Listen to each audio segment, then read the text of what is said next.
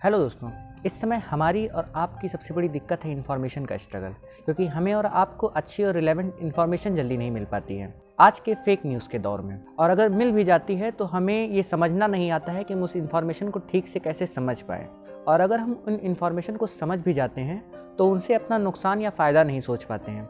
और अगर सोच भी लेते हैं तो हम ये नहीं सोच पाते हैं कि इस इन्फॉर्मेशन के लिए मेरा पार्टिकुलर स्टेप क्या होना चाहिए, मुझे क्या कदम उठाने चाहिए ताकि मुझे कुछ फ़ायदा हो सके।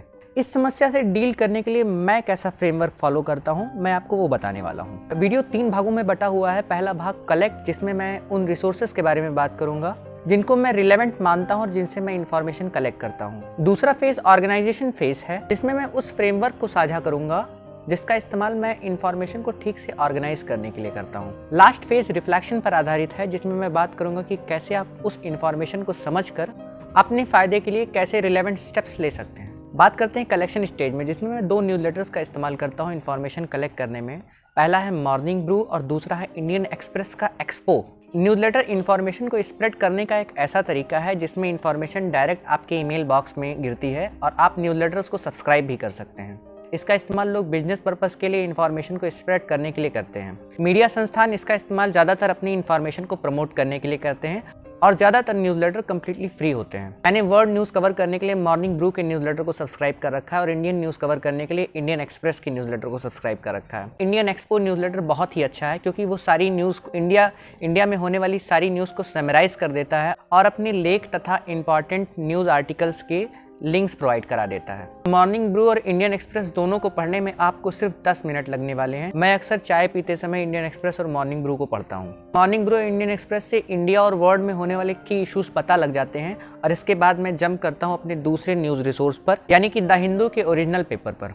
इसमें मैं ज़्यादातर न्यूज़ को स्किप कर देता हूँ, छोड़ देता हूँ और कलेक्ट करता हूँ सिर्फ 3 एरिया की न्यूज़। पहला एरिया होता है फ्रंट पेज की न्यूज़ और दूसरा एरिया होता है इसके ओपिनियन पेजेस। अगर उसमें कोई आर्टिकल मैंने पहले से पढ़ रखा होता है तो मैं नहीं पढ़ता हूँ, और अगर नहीं पढ़ रखा होता है तो मैं उसे देख लेता हूँ। और आखिरी एरिया होता है द हिंदू का वर्ल्ड न्यूज़ सेक्शन। एक बार इन तीनों न्यूज़लेटर से की इशू आइडेंटिफाई करने के बाद मैं जंप करता हूँ अपनी दूसरी स्टेज पर, यानी कि ऑर्गेनाइजेशन स्टेज पर। ऑर्गेनाइजेशन स्टेज में मैं एक फ्रेमवर्क का इस्तेमाल करता हूँ दोनों जगह पर। ऑफलाइन A4 साइज के पेज पर और ऑनलाइन कीप या नोशन पर मैं इन्फॉर्मेशन को 5 स्टेजेस में बांट देता हूँ: प्रिसाइज, इशू, कंसर्न, बेनिफिट और सजेशन। प्रिसाइज स्टेज में मैं उस इशू की जर्नल अंडरस्टैंडिंग लिख रहा होता हूँ, वो भी माइंड मैप्स में। जितना समराइज कर पाता हूँ उतना समराइज करके लिखता हूँ। एग्जाम्पल के तौर पर मुझे न्यूज़ मिली कि स्टेट लिस्ट से 29 सब्जेक्ट 11 शेड्यूल में ट्रांसफर किए गए हैं, तो मैं उसे कुछ इस तरीके से लिखूंगा। प्रिसाइज के बाद इशू आता है, यानी कि इस मुद्दे से जुड़े हुए मेन इशूज कौन कौन से हैं।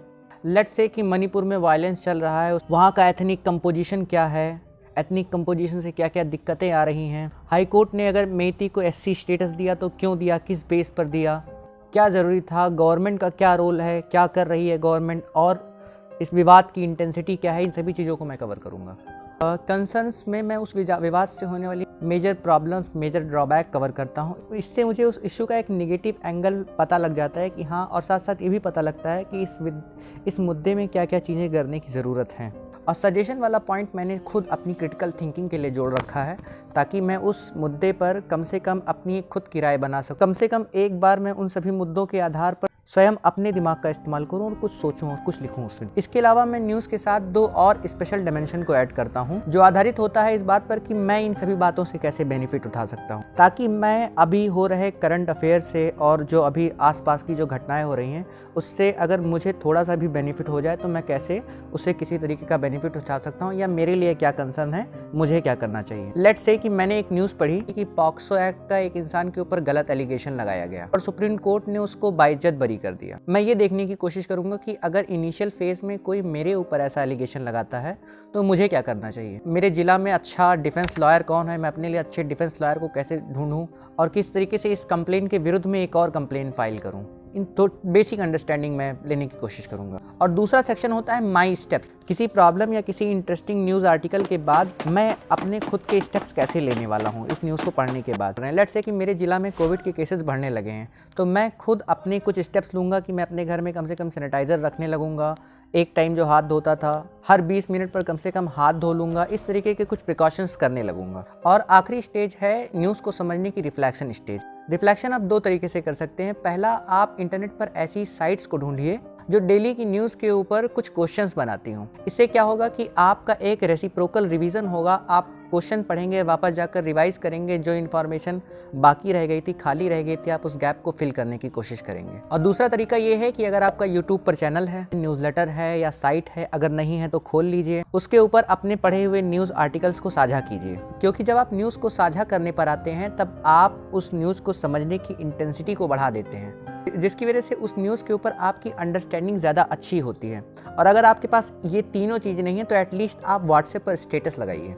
जब कोई इन्फॉर्मेशन और आपका एफर्ट इतने लंबे समय तक रोल में रहेगा तो ऐसा हो नहीं सकता है कि आपको चीज़ें आए ना। इस कंटेक्स्ट में मेरा सजेशन ये है कि किसी भी न्यूज़ को 1 सेकंड में, 1 दिन में कवर करने की कोशिश ना कीजिए, क्योंकि ऐसा बहुत कम होगा कि आप एक ही दिन में न्यूज़ के सारे कंटेक्स्ट को कवर कर लें। ऐसा होगा ही नहीं कि आप इन्फॉर्मेशन को एक ही दिन में कवर कर लें, क्योंकि बहुत ढेर सारे मुद्दे ऐसे हैं जो महीनों भर 6-6 महीने तक चला करते हैं। उनमें इन्फॉर्मेशन नई आया करती है और आपको उन इन्फॉर्मेशन को अपने इस फ्रेमवर्क में ऐड करते रहना है, ताकि पुरानी इन्फॉर्मेशन का रिवीजन भी हुआ करे और नई इन्फॉर्मेशन उसमें ऐड ऑन भी हुआ करे। दूसरा सजेशन ये है कि ऑनलाइन नोट्स भी बनाइए और ऑफलाइन नोट्स भी बनाइए। कि ऑफलाइन नोट जहाँ आपको ज़्यादा अच्छी एक्सेसिबिलिटी देती है, आप ज़्यादा आराम से तुरंत चले जाते हैं, उसमें ऐड करना एरो बनाकर चीज़ें ज़्यादा आसान होता है।